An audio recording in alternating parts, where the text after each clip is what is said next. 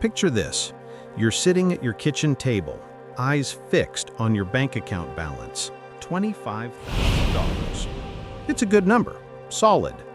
But deep down, a thought lingers. You're still $75,000 away from that mythical six-figure mark, $100,000, the point where money starts to feel substantial. But what if that belief is wrong? What if, mathematically speaking, you're not 75% away, but already halfway there? This is not motivational fluff, it's mathematics. The kind of math that quietly governs how wealth is built and why most people never truly understand how money multiplies. My name is Nick. I've spent years thinking about compound interest, exponential growth, and the quiet mechanics of how money really multiplies.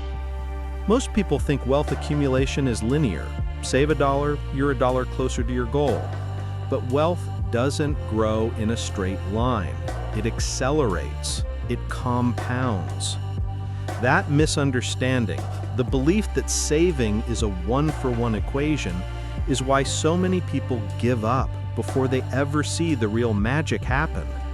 Because in reality, when money begins to work for you, it multiplies in ways that simple addition can't describe.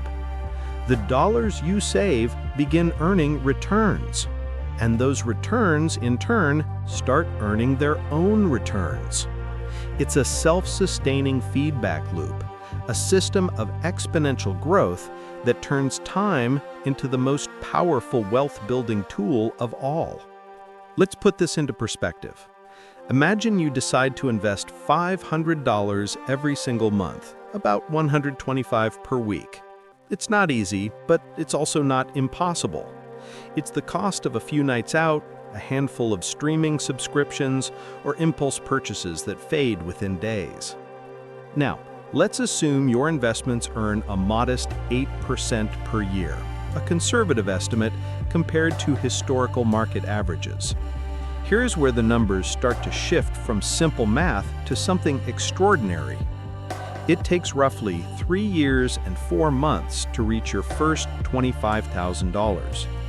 During this early stretch, almost all of that total comes from your own hands, your contributions, your discipline, your effort.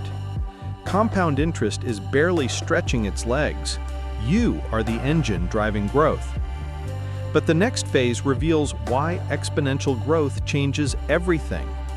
To go from $25,000 to $50,000, you won't need another 3 years and 4 months. It will only take about 2 years and 8 months. The timeline is shrinking. And the acceleration doesn't stop there. Going from $50,000 to $75,000 takes around 2 years and 2 months. The final push, $75,000 to $100,000, just 1 year and 10 months. The first quarter of your journey demands over 3 years. The final quarter, less than 2. That's not luck. That's the silent mathematics of compounding it. So when you reach $25,000, you're not just 1/4 of the way to your financial goal. You're standing at the halfway point of the journey that matters most. You've proven consistency.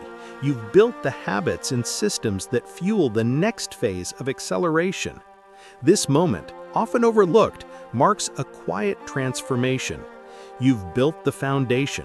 The compound interest engine is alive now, beginning to move with momentum that no amount of manual effort could ever replicate.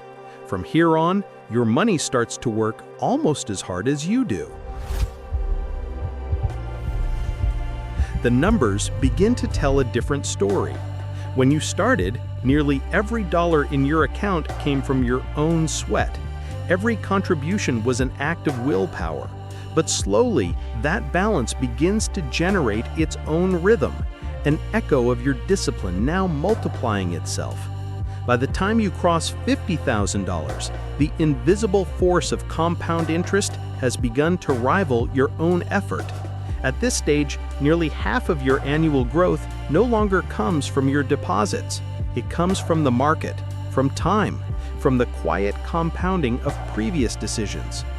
This is the turning point most people never reach, because getting to $25,000 feels like crawling uphill. The progress seems painfully slow. It's easy to believe it's not working, that all the sacrifices aren't paying off. But the truth is, this phase is the hardest because it's the part that requires faith. Once you pass it, the math takes over. Imagine a snowball rolling down a hill. At first, it's small, fragile, almost insignificant. Each rotation gathers just a trace of snow, but as it moves, each layer makes the next one. Because compounding doesn't just build wealth, it rewires the way you see progress itself. You begin to understand that every small, consistent action, whether financial, physical, or personal, multiplies over time. It's a principle that extends far beyond the stock market. Investing, fitness, relationships, skills, they all obey the same law. Exponential results require linear effort, repeated long enough for time to take over. And that's the real secret. Once you master patience, the rest follows naturally. Because the universe of growth, whether in wealth or wisdom, always pays those who stay consistent. Once you've learned to let time do its work, the next challenge begins: mastering yourself. Most people lose the wealth game not because of the markets, but because of emotion. Fear and greed, the twin forces that have destroyed more fortunes than any financial crisis. When the market crashes, fear whispers, "Sell before you lose everything." When the market booms, greed shouts, "Buy more, this time is different."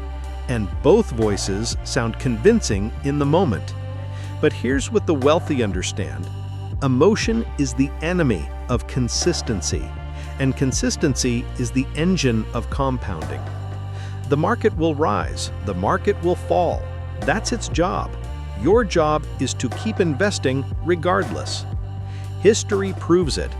Those who continued investing through recessions, through the dot-com crash, the 2008 crisis, and even 2020, ended up multiplying their fortunes, while others panicked and sold. Because they understood that wealth isn't built in moments of comfort, it's forged in moments of uncertainty.